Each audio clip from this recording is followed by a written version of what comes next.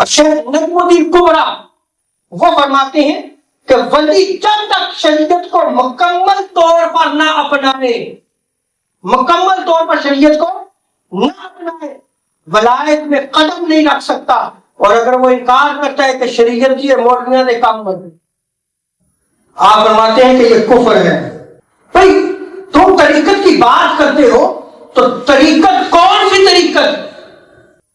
اگر آقا علیہ السلام کی شریعت نہیں ہے اور آقا کی شریعت کو قانون کو نہیں مانتا، قرآن و حدیث کے قانون کو نہیں مانتا، حضور کے اعمال کو نہیں مانتا، تو وہ شیطان ہے، بدبخت ہے، زندیق ہے وہ شخص۔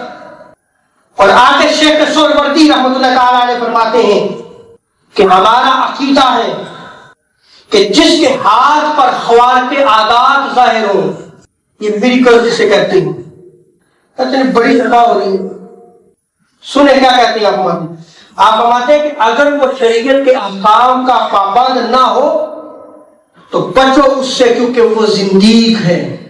اور آگے فرماتے ہیں کہ جو اس کے ہاتھ پر ظاہر ہو رہا ہے کہ تم دیکھ رہے ہو کہ پایابی ہو رہی ہے، فرماتے ہیں کہ وہ مکر و استدراج ہے، شیطانی عمل ہے۔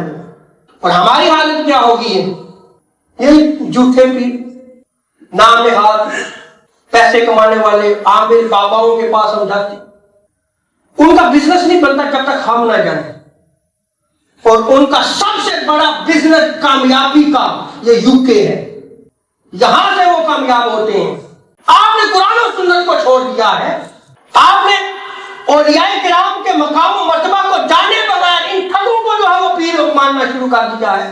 یہ ٹھگ پیر نہیں ہے۔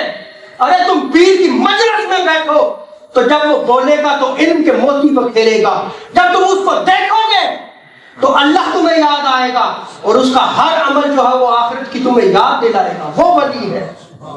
مسند ابو یعلا میں اس روایت کو نقل کیا گیا